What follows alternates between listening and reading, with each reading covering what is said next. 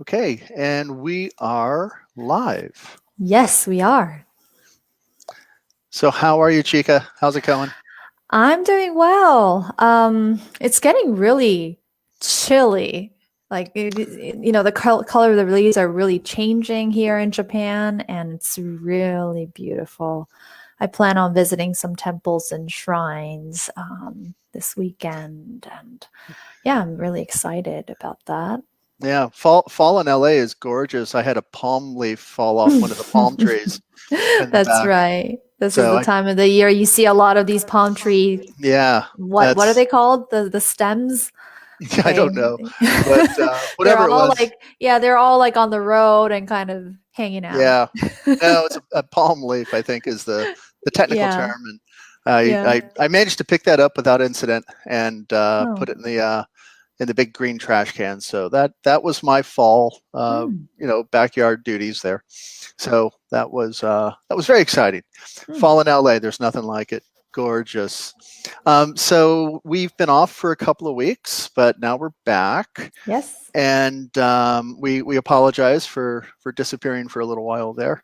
But today we're talking about how to find your voice as an artist, and specifically, how to become an original artist, how to become something that is unique in the world, which is what we need. We need artists to be um, you know different from other artists. That's how we keep the art form vibrant and alive.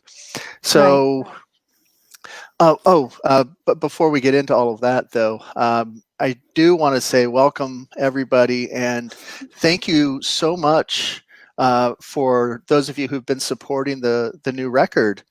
Um, not to brag or anything, but we've already gotten a note from the record label that Nax is sold out Mm. of the first batch that they had and had to Right.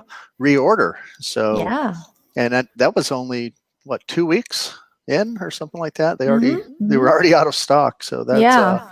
So thank you so much, fantastic. everybody, for all your support. Yeah. Yeah. And yeah, we would love to do performances, and yeah, Well, but we have a virtual performance coming up for those of you who are interested on December 9th. And we're playing with an up and coming artist named Kenny G. And I've never heard of the guy, but I hear he's got a bright future ahead of him yet.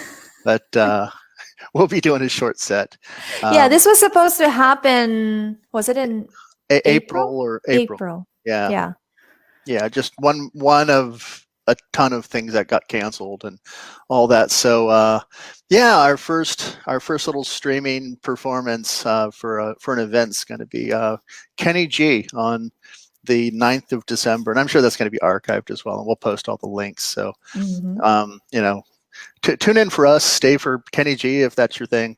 Yeah. Is this going to be a closed event, Scott?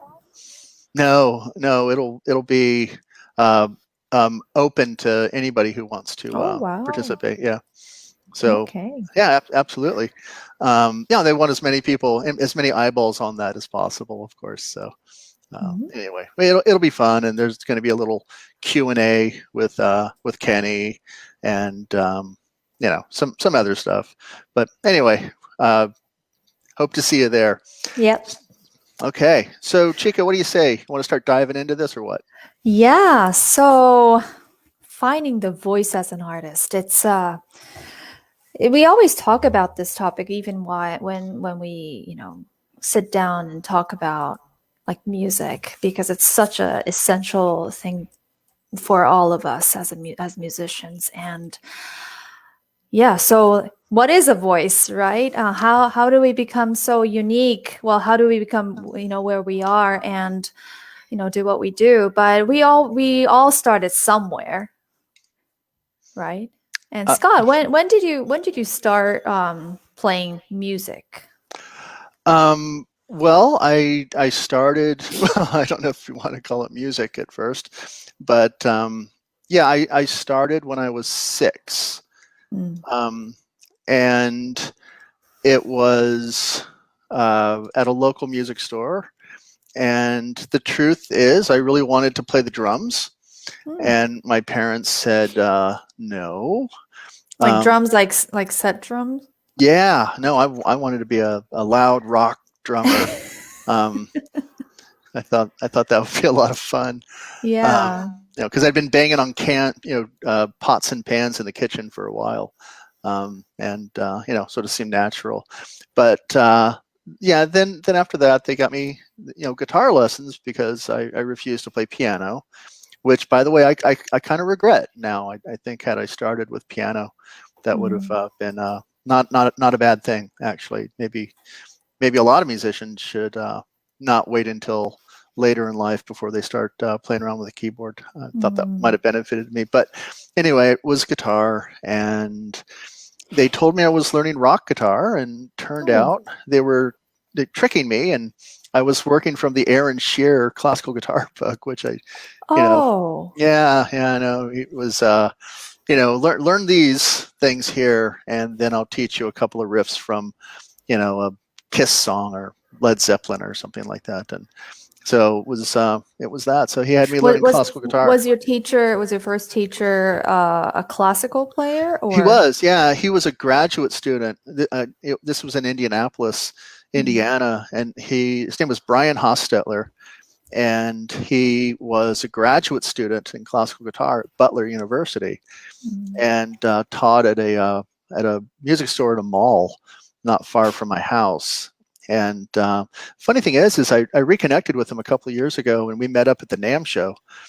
And we talked for hours, but the first thing I said was, "You tricked me, and you were teaching me from Shear, weren't you?" And he's like, "Yeah."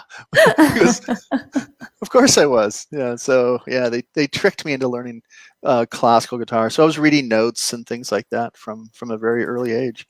Yeah. Although classical technique is such an essential technique you need, whether you play rock or jazz or anything.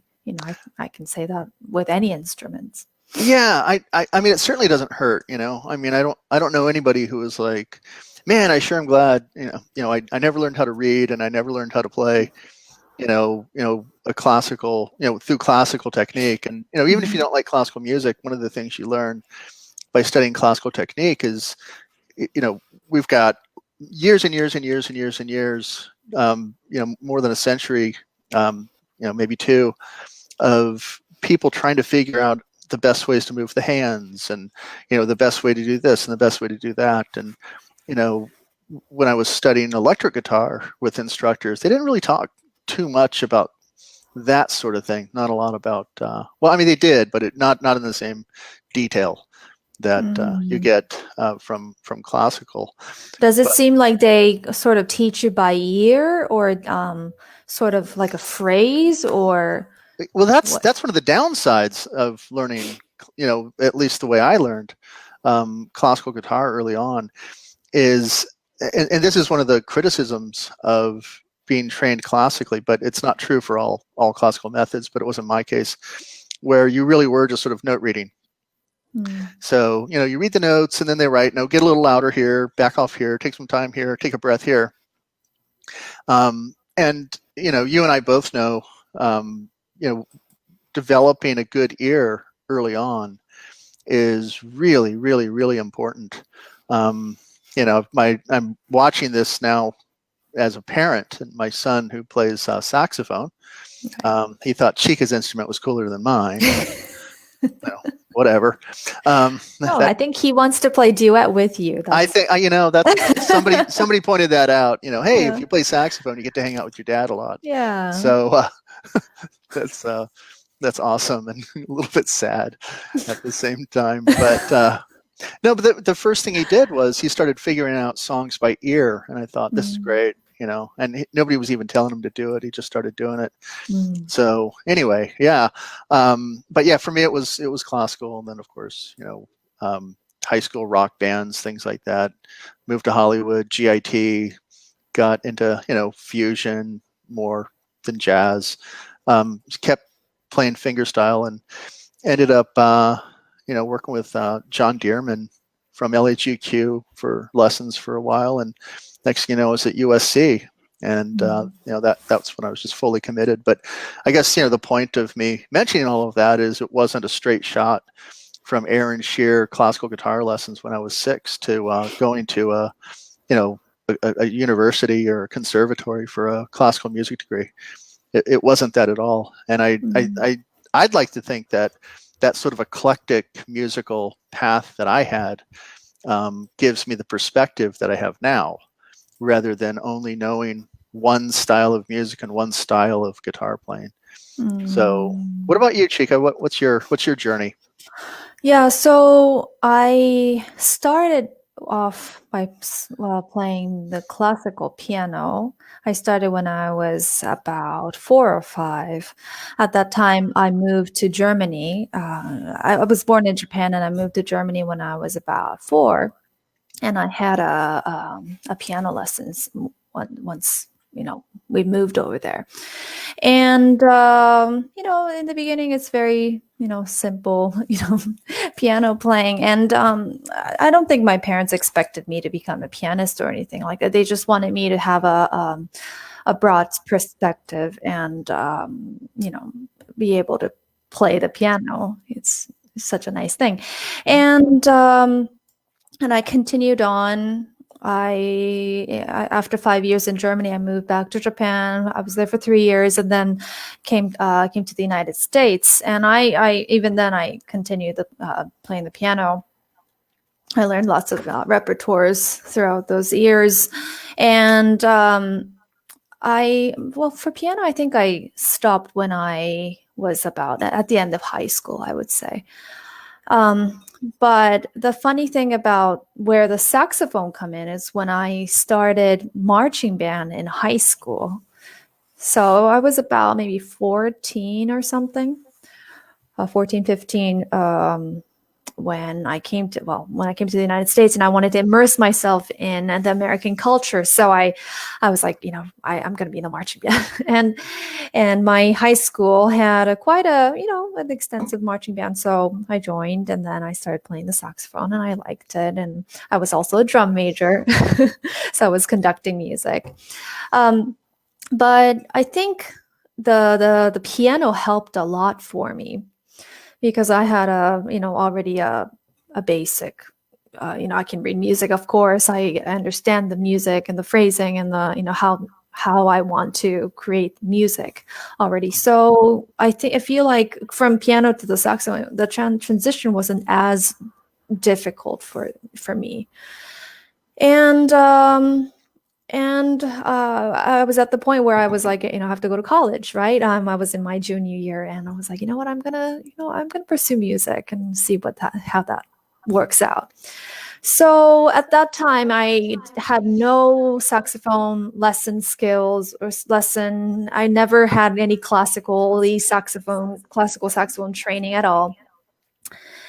It was only a piano, and I was like, okay, I'm gonna see if I can audition for this, and went over to a teacher, saxophone teacher, 3 months before the audition to get into the universities, and I started learning the Furling etude, so 2 of them. So those are all what I knew. I knew only 2 etudes from Furling book, and Eccles Sonata, which is a fairly standard classical saxophone piece. It's originally written for string instruments, but it's a beautiful piece. And those were all I knew, and just brought that to the audition. I memorized everything, though.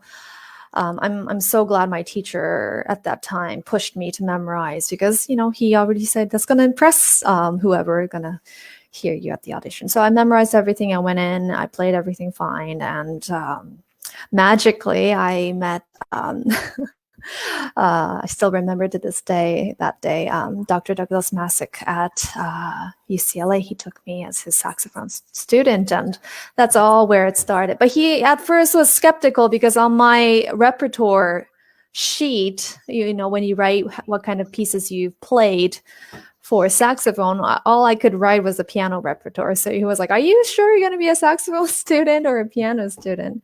And and from there, I Yeah, just kept the saxophone. and just proof that the universe works in really weird ways.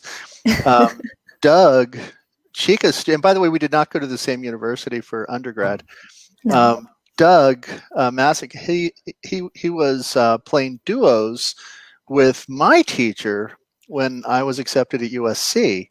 How So interesting. Jim Smith and Mm. Doug had a classical guitar and saxophone duo, and I'd never heard of such a thing. Mm. And so here we are, all these years later. Yeah. And it's so funny that your first teacher at university, and I have, you didn't name your university, so I'm not going to. So I figure you're doing that for a reason. But Oh no. I went to UCLA. boo. Everybody knows UCLA, USC. That is a crosstown rivalry that goes back a century. So funny. She was over at UCLA. I was at USC, and her teacher and my teacher actually played duos together for a while. Even released a record.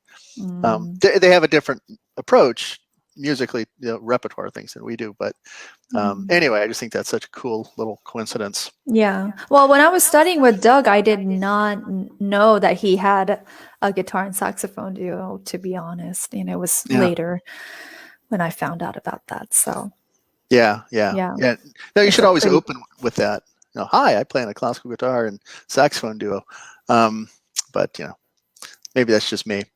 So yeah, that's cool. Yeah, and actually he had us over last year. No, it was beginning of this year. This year, okay, yeah, we went over and played. Gosh, yeah, I'm suffering from pandemic cloud fog brain where time doesn't exist in the same way. Yeah, so we were at his saxophone studio and played in there. Yeah. Forgot to wear my USC sweatshirt for that one. Although I got my doctorate at USC, so I've got the both. Right. Yeah, but going back to the idea of piano playing, because Scott, you mentioned how you wished that you had more of a piano training, right? I do. Yeah. Now that I'm teaching saxophone, and I'm teaching music, I really realized that piano training I had, during my early years are, it basically built a musical foundation in me. So when I have a visual keyboard like right here, and I constantly see the keyboard when I hear sounds or something like that, or I have perfect pitch, so I can relate sounds on the keyboard here, and those things. I'm sure those are coming from my early trainings. Yeah, when I was at USC, I was a little bit rebellious when it came to keyboard even then, and I actually protested that I had to do as many years of piano as they were telling me. And I went to the head of keyboard studies and said, look, I agree that a singer or a saxophonist or a flutist or somebody should have to do this, but the guitar is a harmonic instrument. And you keep saying that I need to be able to do this so I can play harmony and understand what's happening in my theory class. I said, what if I could come back and demonstrate everything you're asking us to do in the piano proficiency test on the guitar? And he said, okay. And I got the proficiency test and I went off and I practiced and came back, and I did well enough that classical guitar players at USC, at least for a few years, maybe it's changed now, I don't know, only had to take a year of piano class. So and then I thought, I got away with one. And then I got to graduate school at a different institution, and it was like, you can play piano now, right? And I'm like, damn. Okay, so they got me again. So I ended up with 2 years of weekly private piano lessons to make up for my lack of training from my USC experience. So the moral of the story is it's going to get you. You're going to be teaching a theory class in college or something like that, and you're going to really wish you had some piano chops. Not everybody needs to be able to play Mozart sonatas like Chika, but you should at least be able to demonstrate a couple of years, I think. So, and also, learning more than one instrument can help give you a real perspective that, maybe you don't get from just just one instrument. We've all got our primary instrument that you really focus on, but to have never played anything else ever. Oh, and by the way, when Chika mentioned high school band, I played saxophone. I played tenor saxophone in middle school and high school. Yeah, and you remember the fingerings. Yeah, no, I'm really happy when my son comes to me, and he's like, how do I finger this? I'm like, I don't know. Actually, it's coming back to me now. It's like, no, do this. And it was like, oh, okay, cool. Yeah, so, it's a muscle memory. Yeah, I'm sure when you go Yeah. back to it. Have you played his saxophone? No, I haven't. I've thought about it. I don't know why I haven't actually done it, but I definitely will, just to see if it all comes back. So yeah, we'll see. Yeah, record yourself, and I want to see. Yeah, no, for sure. No, yeah. I'm not gonna record it. We just want to remind everybody that this is an interactive chat. It's not just Chika and I here talking. We could just pick up the phone and do this, but we're encouraging you out there to say hello, to ask questions, make comments, disagree with us, whatever you like. We're good. We just want to hear from you. And we've been talking to each other a lot during this pandemic, and we'd love to talk to other people. Yeah, I mean, we had to do a lot of discussion because we were releasing our CD, but besides that, we had to deal with how are we going to keep ourselves sane as a musician during this quarantine? Yeah, well, that was our first. Are we calling this a podcast yet? I think you have to go up to a certain channel to be a podcast, but anyway, our podcast-ish sort of thing here that we do. I think that was our first one. Episode 1 was how to stay creative during the pandemic. So here we are, 6 weeks later, 5 weeks later, something like that. So Scott, one other thing I would mention in my early musical training is solfeging. And I had a very rigorous, I realize it now, I had a very rigorous solfege training when I was growing up with that particular piano teacher. And she made me sing everything in solfege on my right hand as I played. When I'm starting out, it's very simple music. So, the right hand melody is not that complicated, but yeah, she made me sing everything solfege. So, some people might not know what solfege is. Maybe you should let them know. Yeah, so solfege is it's putting a syllable on the notes on the music. So C, D, E, F, G, A, B, C.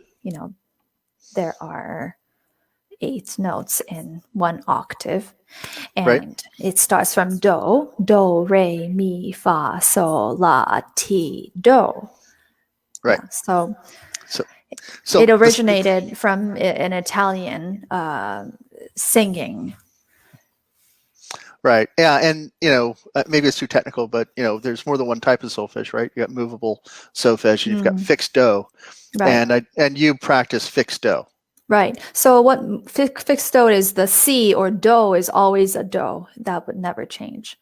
But depending on different kinds of music has a different home key.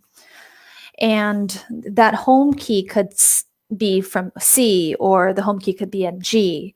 And if the G becomes the home key, the movable do will start the G as a do or do note.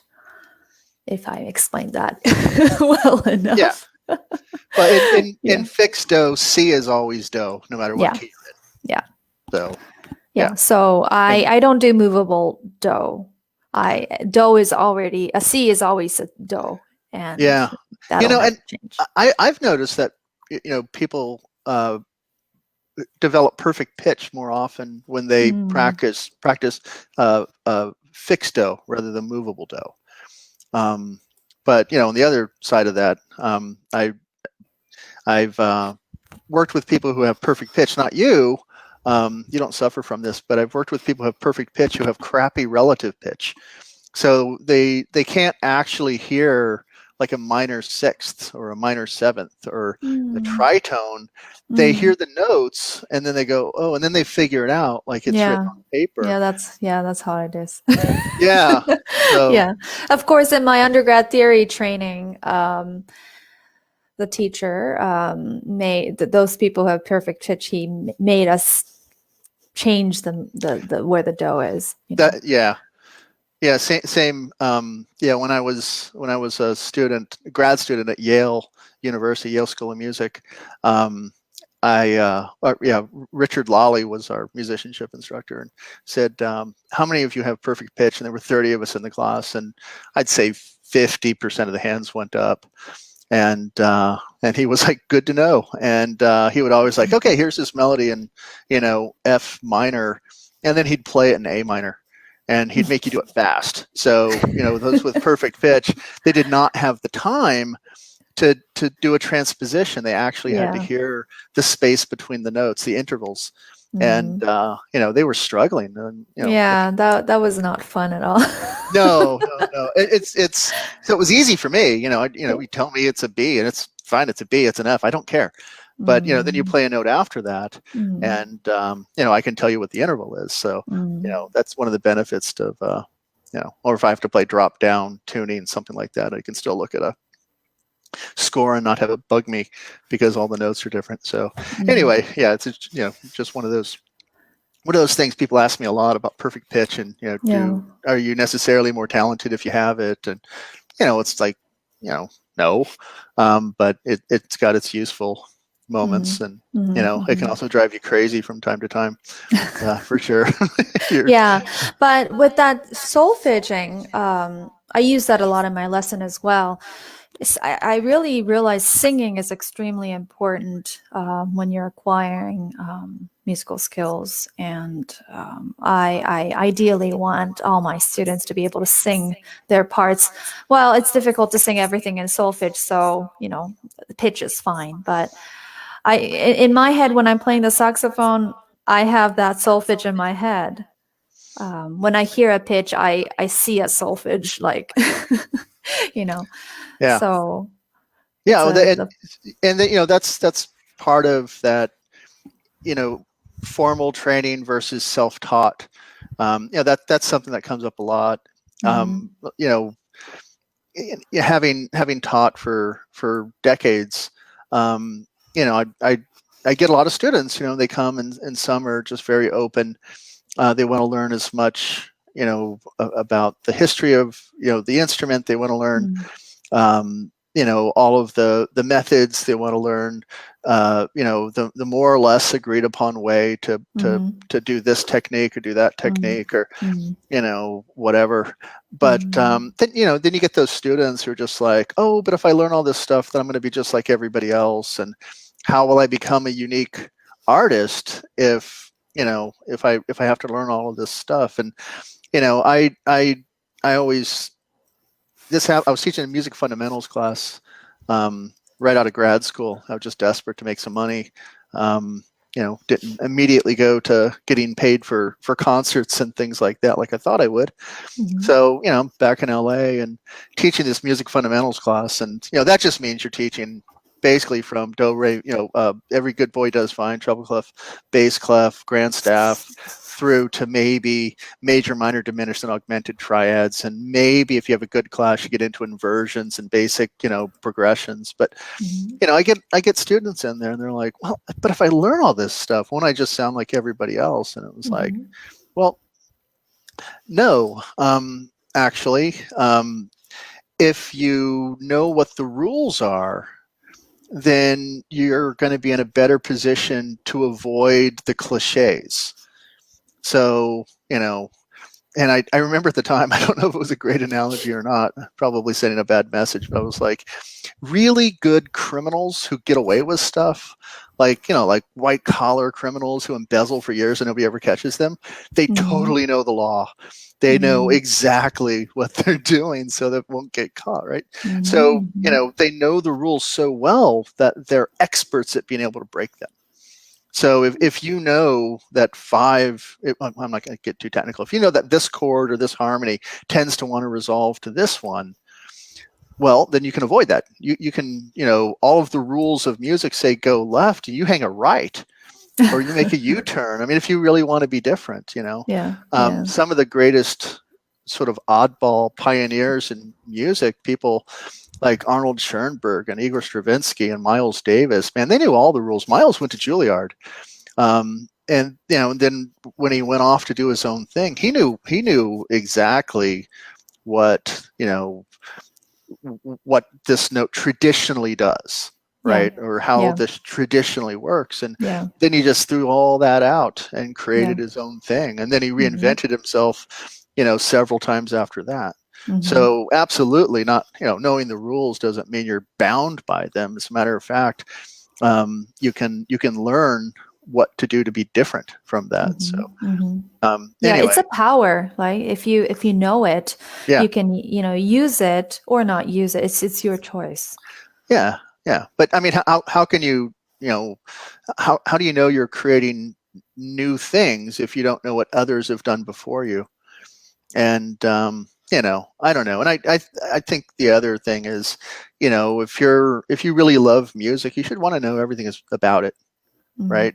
Wynton Marsalis, the jazz trumpeter, he jazz at Lincoln Center, wrote a book called Letters to a Young Jazz Musician, and he realized the young jazz musician didn't really know everything about the history of jazz and the history of his instrument and things like that. And because he'd say some stuff and the student would be like, "Who's that?" And or the student wasn't interested, didn't seem to be intellectually curious about learning everything about this. And and Wynton, he said, "Hey," he goes, "You got a girlfriend, right?" And said, "Yeah." He goes, "What's her favorite color?" "Blue." "Dogs or cats?" "Cats." "What's her favorite food?" "When's her birthday?" He knew everything. And it's like, "So you love your girlfriend, so you know all this stuff about her, right?" It's like, "Yeah." It's like, "Well, if you love your music, you should know everything about it as well." I mean, nobody ever knows everything, but you should have an urge to want to know as much as possible. Anyway, I just thought that was a cool little. That's a cool, a cool little lesson there. Yeah. And if you don't want to know everything about them, you probably don't like them very much. Do what your guts tell you to do, really. At the end, So, but no, I was going to say, what are some practical things, somebody, especially somebody who's been playing for a little bit, they're not a true beginner. Maybe they're an amateur, but they've been taking lessons with a teacher for a bunch of years, or maybe a high school music student looking to go to college, or a college student. What are some of the things somebody who's already got some repertoire, some technique, but they're lacking the originality, the individual voice that we're here tonight to talk about, or your tomorrow was morning, my tonight. But what are some practical things you would recommend those people do? What I did, though, I did not know any classical saxophone music until I got to college, right? And I had a colleague who had basically all the classical CDs, like important classical saxophone CDs. And I was like, wow, I need to listen to them all because I don't know anything about it. So I can't remember how many, but he had one of those CD books that has like 4 in a page. You remember those? Yeah. It's like a photo album for your CDs. Yeah. He had a bunch of them, and I was like, his name is Matt Sandler. He's not really playing the saxophone these days, but he was a brilliant saxophone player when we were going to school, and he let me borrow his saxophone CDs, and I listened to them all. And whether I liked it or not. Like there's different kind of styles. I just had to absorb everything that I can.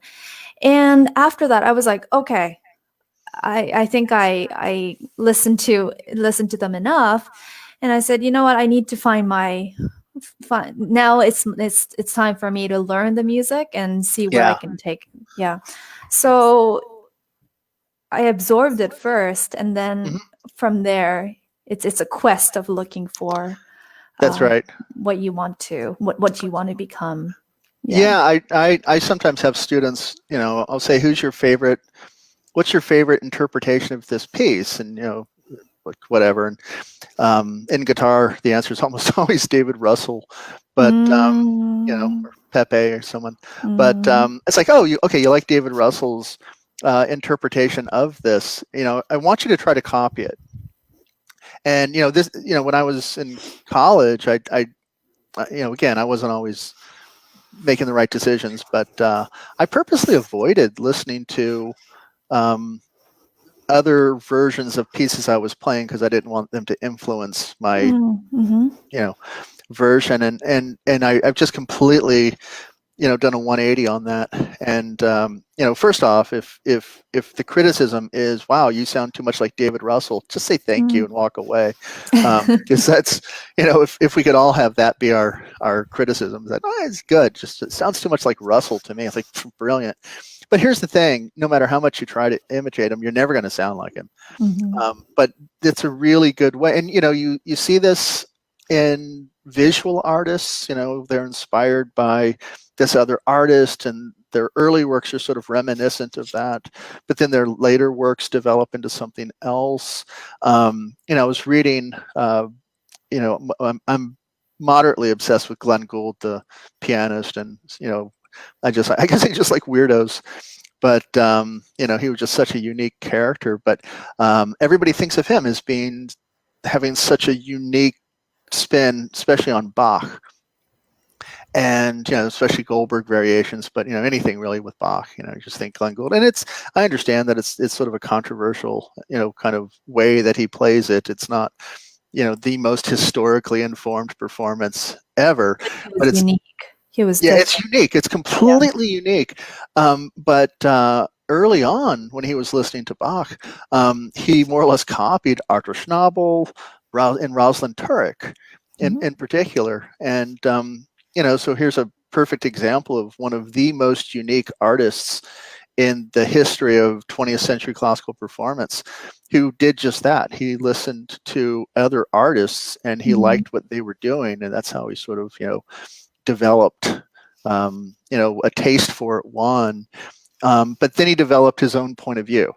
And that was something that I wanted to express here in this is an artist has to imitating other artists, but ones you admire early on, is a great idea, but eventually you have to develop your own point of view or your own musical philosophy, right? And it may completely contradict the things that you liked before, or you may build on it. I don't know, everybody's journey is a little bit different, but that's a little bit difficult, I guess, for a classical saxophonist, right, Chika? Because there aren't tons and tons and tons of classical saxophonists out there to listen to. So you probably listen to a lot of cellists and.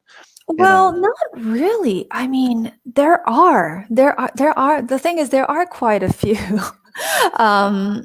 classical saxophone CDs and classical saxophone players, especially from the early 1900s onwards. And you'll be surprised how many CDs are out there. And of course, the variety of music you can't compare with like piano or violin. Right. Yeah. But yeah, I mean, from among those CDs I've listened to, there are like the standard of the saxophone pieces that came, kept coming back. So I realized, okay, and I see a pattern. These are the standard pieces, but what I do recently and what I have been doing a lot since from the very beginning was to be listening to string music and other wind music. Not just because there aren't that many saxophone CDs or recordings out there, but to me, the way they play their music and Hmm. the musicality, I really enjoy it, especially string instruments, string music. Yeah. Yeah. And for me to imitate that, like the bowing, the direction of the notes and how they articulate their instrument. Of course, I'm a wind instrument, so I can't completely, you know, imitate that kind of sound, but at least I'm attempting to do that because it's such a beautiful and a quality of sound. And it's very difficult for me to find saxophone players and wind players who actually really understand that concept and Right. implement that. Yeah. Yeah. Listening to other instruments is a great way. You know, I love the saxophone. I love the guitar, but Mm. you know, I think if somebody were to really put me on the spot and say, "What's your favorite instrument?" I guess I'm obligated to say the guitar, but cello is a really close second for me. I'm Mhm. absolutely in love with the sound of a cello. Mhm. Um, you know, uh, uh, it's just rich, full. Mhm. It's this full-bodied sound, and Yeah. just I love everything about it. I've never attempted to play one, but yeah, very very much love the cello. And Mhm. actually, when I've played a lot and still play a lot of music by the Brazilian composer Villa-Lobos. Mhm. And Villa-Lobos, I mean, he played the guitar, but his primary instrument was the cello. And there are a lot of, especially if you look at the preludes, the five preludes, especially number 1 and 4. They're very cello-like melodic lines on bass strings in there, and those were some of my favorite pieces to play, still are. But because I listened to so much cello, the vibrato really came naturally to me. Mm. And when I was at Yale, one of Villalobos's closest friends and the person he wrote the cello concerto for was a Brazilian cellist named Aldo Perso. And he was pretty old when I got there. I think he finally passed away. Not finally, we weren't waiting for it or anything, but he passed away just a few years ago. Not sure what age, but Ben Verdery, our teacher, would have us go play Villalobos for Aldo, and he actually commented on my vibrato. And I said, "Well, I've listened to a lot of cello," and he was like, "That's a great idea." Then other examples of that. One of my favorite sort of jazz fusion guitar players is a guy named Alan Holdsworth, Mhm.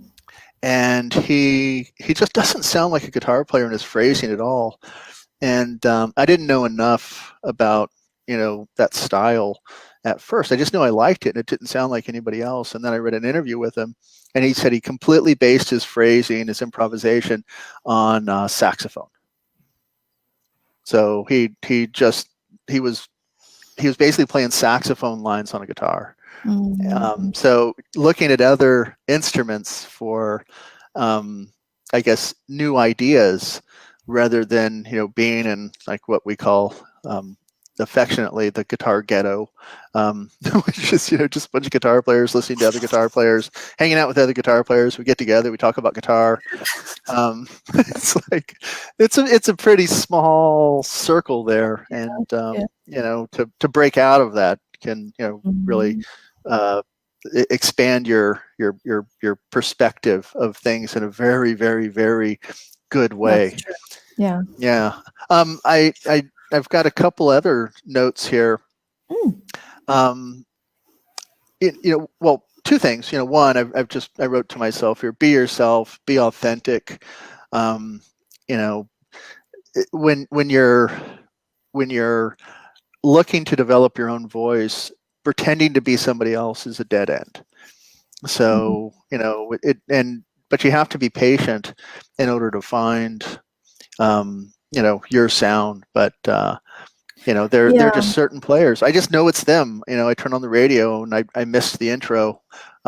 where they were saying who this was, and I listened to it for a minute. It's like, oh man, that's Miles, that's Glenn Gould, that's Pepe Romero, and you're right most of the time because you just know the sound. Yeah. Well, and you also listen to them many times to the point where you recognize their sound. Yeah, no, for sure. And even if it's like a new recording, I recognize the tone, I recognize the phrasing. So even if it's a piece I haven't actually heard them play before, I can usually, figure out. I mean, unless it's a player I don't know, obviously, then I don't know. But if it's somebody I've been listening to for a while, and that's because they have a unique sound. Andre Segovia, who are you going to mistake his sound for? I mean, he's absolute. You can't. I mean, it's completely unique. So and he again was just this fearless artist who just created his own path and didn't really look too much to others. For what was right or wrong or what was good or bad. So you've got to be authentic, but you've got to trust yourself, and you've got to be kind of fearless, and that's a hard thing for some of us because as cool, calm, and collected as we like to look on stage, artists are definitely a sensitive bunch, and we don't want everybody to walk out hating what you did, and it's like, wow, that's the worst thing, people getting up and leaving. And we have a lot of ups and downs. Yeah. No, it Yeah. But but at the same time you have to sort of commit to what you're doing, and then also be open to change. So that's why we named our album Unfettered, because it means to be unchained or to be free. But you have to think of like a circle, right? You're a beginner, and then you become a intermediate, and then you go one round and become a master. But that cycle goes on and on and on, and you have to continuously keep working on it, and have that momentum. Yeah, you have to be focused so that you can come one round. Maybe we should have released a really bad record first and called it Fettered. Everything out of tune. We're not in sync. really uptight. Everything played to a metronomic click track. and then immediately, follow it up with Unfettered. It's like, oh, okay, we get it. Deep. That'd be brave. But I made a list. I was just sort of, thinking off the top of my head of some artists that of different musical styles that I don't want to say it took a bit of time for them to figure out who they were, but who, if you look at their early work, and sometimes they were teenagers, sometimes they were kids, compared to their more mature, developed work, and it's a pretty good list here. I'm looking at Bob Dylan popped into my head at first. He really started out as a folk singer, all acoustic, and of course the folk world lost its mind when he plugged in and had his electric band and started drifting towards rock and roll. But I would say that he didn't change. He didn't stop being an artist. He just had a new point of view. He had a new musical philosophy, which is what we're talking about.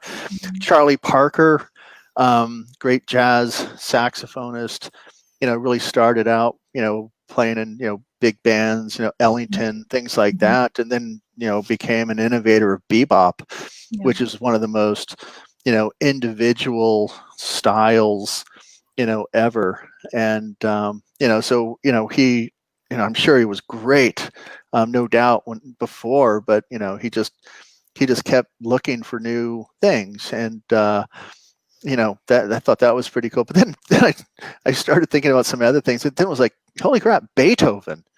You listen to Beethoven's early works, and they don't sound like Mozart, but they sound more like Mozart than Beethoven. It's like Mozart with an attitude a little bit. Like every once in a while you hear a chord, and it's like, ooh, Mozart wouldn't have done that. I discovered Haydn recently. And Mm, oh my gosh. I mean, yeah. Haydn was a teacher of Mozart. No, And they were and friends. No, they were friends, and he was Beethoven's teacher. correct. Yeah, yeah. Yeah. So all the musical elements, because Haydn was like the foundation. He was Hmm. the one who created the That, symphony. that's why they called him Papa And Haydn. Yeah. yeah, Papa Haydn. Yeah. Mhm. But I've recently, well, my pianist and I, we recently discovered Haydn's music that we could play together. And oh my goodness, it's Yeah. a lot. Yeah, yeah, and but like look where Beethoven ended up. I mean, Mm. if you look at the sort of third, the later works of Beethoven, Mhm. gosh, it just, he almost gets into what becomes 20th century, music at some point. So to go from that very classical style and Mm. then half a century later Mhm. be writing things people at the time just couldn't actually understand. I thought Mhm. there's an artist who was fearless and did believe in himself and didn't Mhm. get stuck in that rut. But Mozart did the same. Look at early Mozart, and then then the Sturm und Drang of later on. And Stravinsky, how many times did Stravinsky reinvent himself? He's got his neoclassical period, his neo-baroque period, Mhm. modern period. He had his Mhm. Russian nationalist period. It's I like, mean, whether they knew that they were in that period or not, because usually those time periods are being put by the critics, right? And the music. yeah. No, Picasso didn't know he was in his blue period. Mhm. He was just going through what he was feeling at the time. Mhm. And yeah, sure. And then you leave it up to others, I suppose, to, figure out what you did.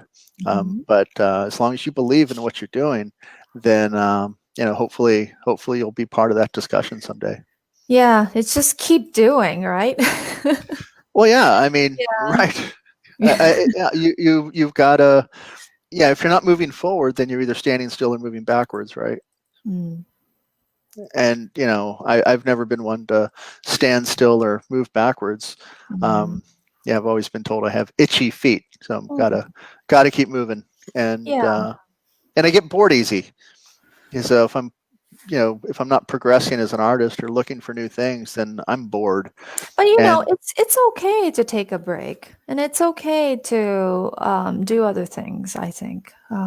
oh yeah, no, You for know, sure. especially these days, you can communicate with so many people through social media, and you get to see what other people are doing, and you get this kind of not fear, but like an urge that you have to do something because other people doing this and that. But you at the end, you need a peace of mind. And Yeah, I feel like we've had that conversation privately. Um, probably. yeah, because Yeah. I'm always like, we gotta create content. We have to do this. We have to do that. And sometimes I feel like I would just release stuff to release stuff. And Chika's always the voice of reason. He's like, do we love that? And I'm like,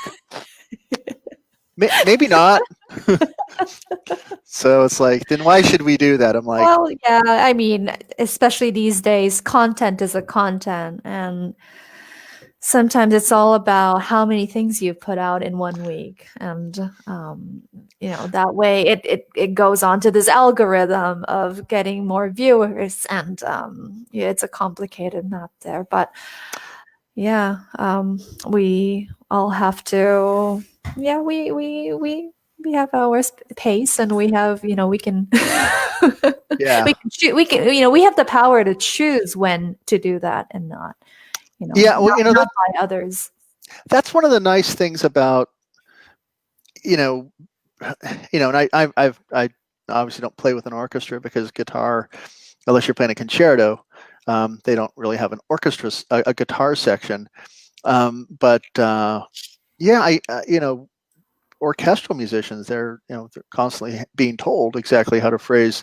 They're following a conductor, they've got to blend in with the rest of their section, Mm. things like that. Or other artists who have kind of pushy labels, who have a certain idea of what your brand should be.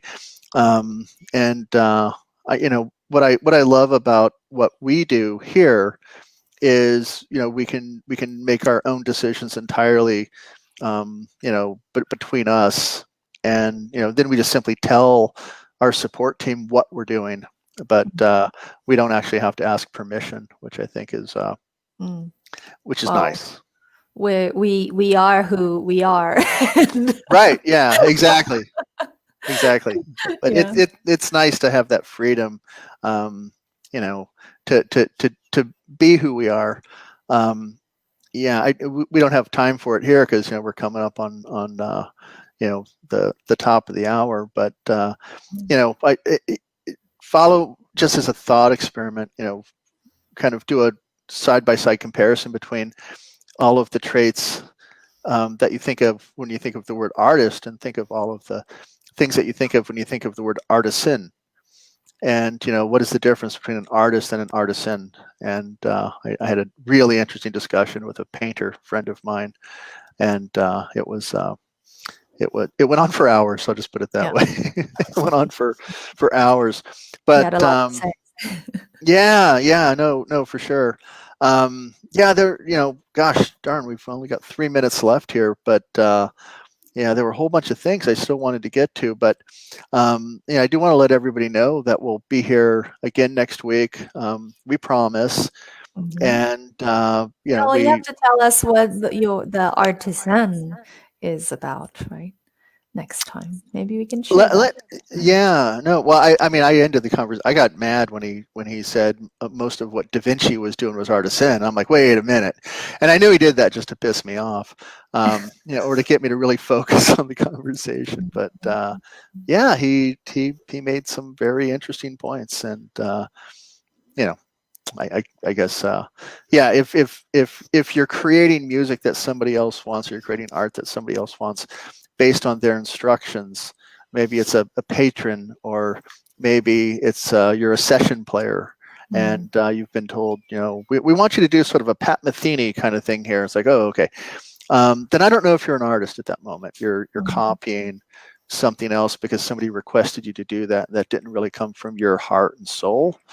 But if you go off and do what you are personally inspired to do, then that's coming from a different place. And so one thing could be done artistically, but if I hire a carpenter to put new cabinets in my kitchen, and I tell him exactly how I want him to do it, is he an artist? And obviously not. What he's doing is highly skilled and very creative, and he made it beautiful, but I don't know that he feels like an artist in that situation.